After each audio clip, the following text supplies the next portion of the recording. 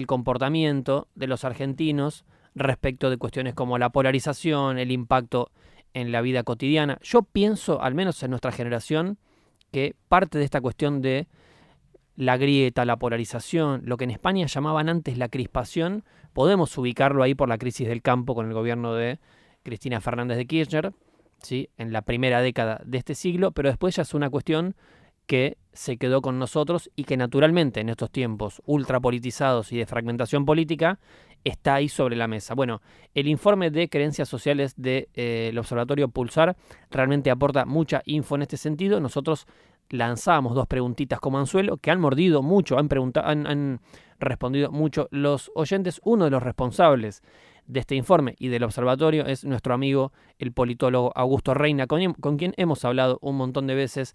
Lo voy a saludar. Augusto, querido, ¿cómo estás? ¿Qué haces, Alfredo? ¿Cómo andás? Buen día. ¿Todo en orden? Vos Sí, sabés que contame, ¿qué preguntaron?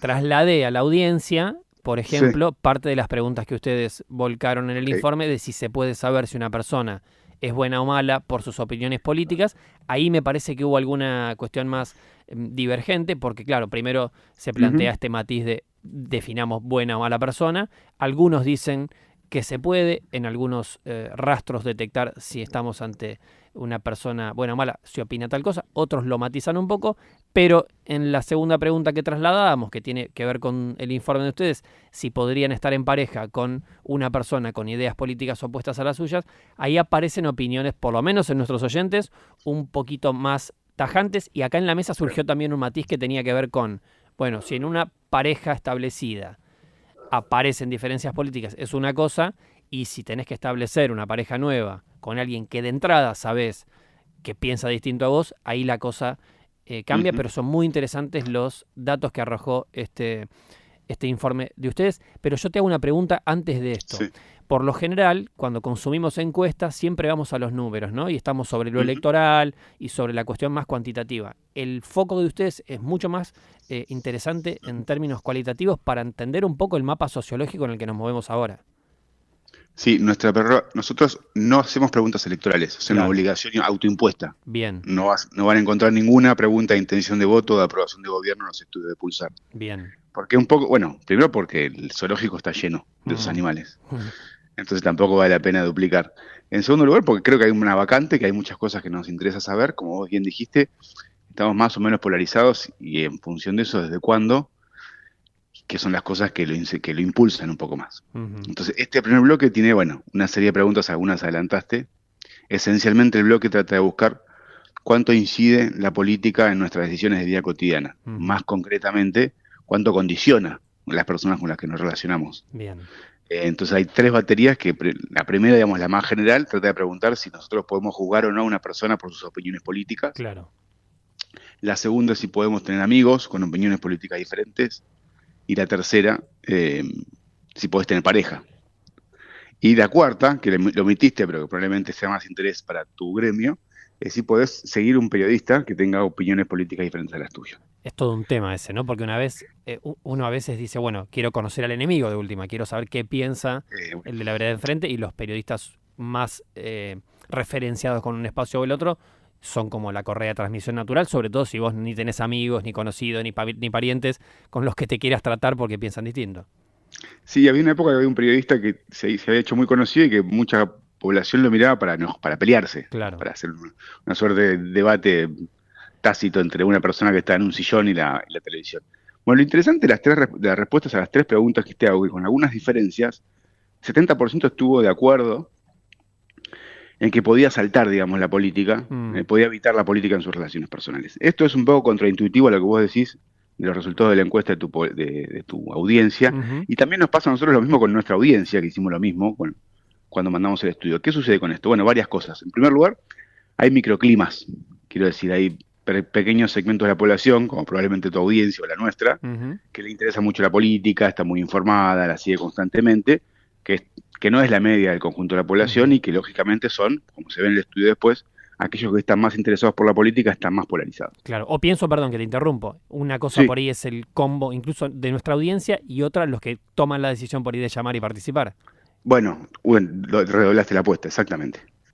Están directamente movilizados a hacerlo. Claro. Bueno, Entonces ahí hay un primer tema, y esto es, bueno, quiénes están respondiendo y quiénes están movilizados a dar su opinión en redes Ujú. sociales, en medios y demás, y que claramente es lo que se llama, bueno, en la literatura la polarización más dirigencial, si querés, o Mm. de segmentos más acotados. Y eso parecería que Argentina sí, digamos, tiene niveles de polarización bastante elevados, por lo menos en comparación con la región. Pero nosotros venimos con este estudio hace 3 años, y desde nuestro punto de vista hay una polarización de mínima estancada Ujú. y a la baja, en términos de lo que se llama polarización más en relaciones personales.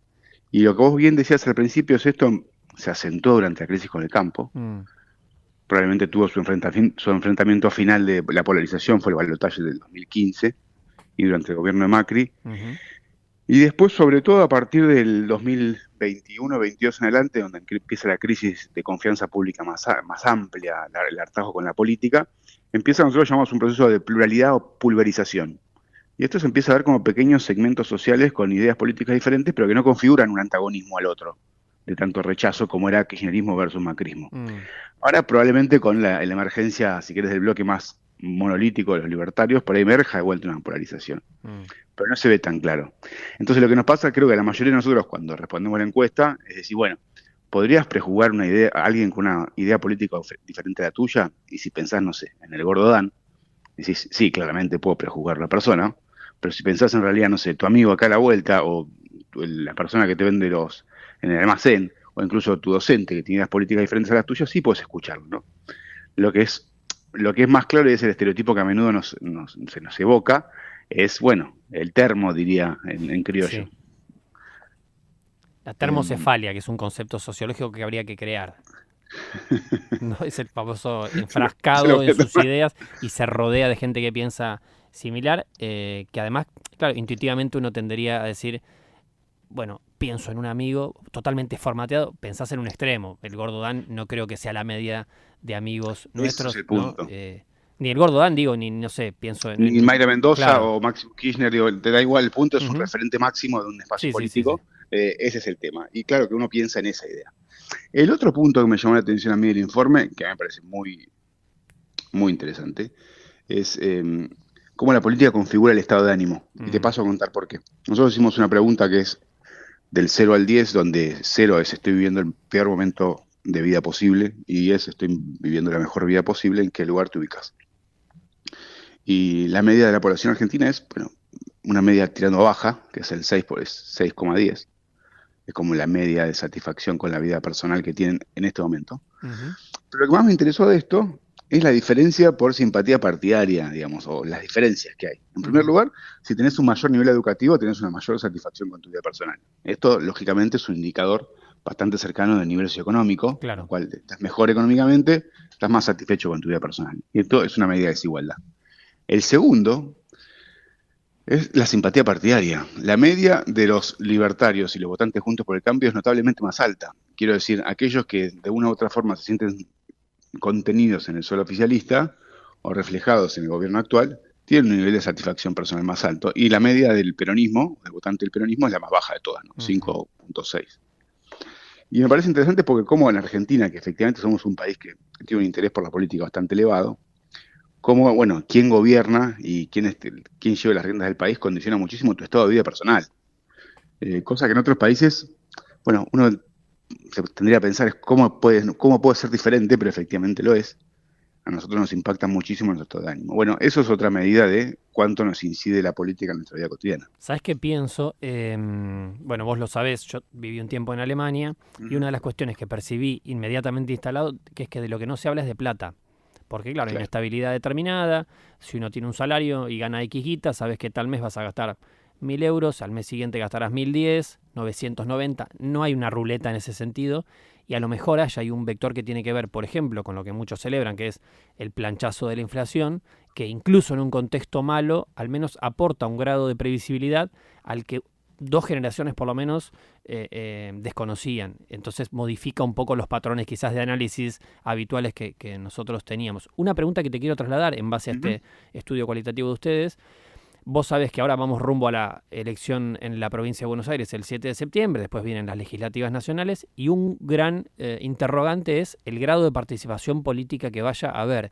Yo te traslado Ujú. esta pregunta también como politólogo, es Ujú. ¿qué imaginás vos en este sentido? ¿Por qué? porque, por ejemplo, si hay grados más altos o más bajos de satisfacción con la vida actual, enojos con la situación de polarización que existe, la pregunta que tenemos es de si eso se traduce en una mayor participación, en una mayor abdicación, si querés, del rol que cada uno debería tener como elector. ¿Qué imaginas que va a pasar?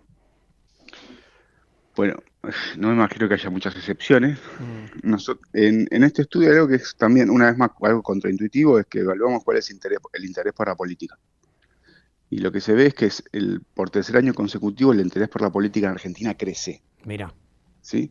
De un piso, como bueno, que habíamos hablado al principio, más antipolítico y de hartazgo, de hastío general, que es en el 2023. ¿En qué sectores crece más el interés por la política? En dos puntualmente. Uno ya lo mencionamos recién, que son los oficialistas. Lógicamente aquellos que están o que se sienten cercanos al gobierno siguen o están más interesados por la política. El segundo es un grupo, si se quiere, de exclusión simbólica del gobierno actual, que son las mujeres. Y este es el grupo que crece de forma más notable en los últimos 3 estudios. Pasan del 35% los que están muy o algo interesados por la política al 55% en la última medición. Ahora, está claro que el interés por la política no se está dando en participación. claro. Y acá está el problema y la desconexión. Hay algo que es más allá del interés autodeclarado por la política, hay una tendencia que es global, es regional y lógicamente Argentina no va a escapar, que es una caída en la participación global en las democracias. Esto es, bueno, de vuelta, es asimétrico porque no en todos lados pasa igual y de la forma con la misma intensidad, pero es global y no creo que Argentina se le vaya a escapar a esto. Cuando vos ves las medias de participación en Argentina desde el 83 hasta el día de hoy, elección tras elección caen, algunas suben, otras vuelven a bajar, pero la media tiende a la baja. La pregunta es hasta cuándo, o sea, cuándo va a bajar. Si llegamos a niveles chilenos, ¿no? Por debajo del 50% de la participación, nos quedamos en torno al 60%. Bueno, parecería que esta elección va a culminar el año como uno de los años de menor participación en democracia. Bien. Y no creo que la provincia de Buenos Aires sea la excepción. En semanas nomás tendremos la respuesta, pero obviamente Y la sí. tendencia es la que vos estás marcando. Augusto Reina, politólogo, director del Observatorio Pulsar de la UBA. Los invitamos, entran a Pulsar y tienen acceso a este informe sobre el que hablábamos un ratito. Te agradecemos como siempre el contacto con Radio Brisas de Mar del Plata y cuando avance el calendario electoral seguramente te volveremos a molestar. Obvio, bueno, que tengan un lindo día. Dale, abrazo grande. Abrazo.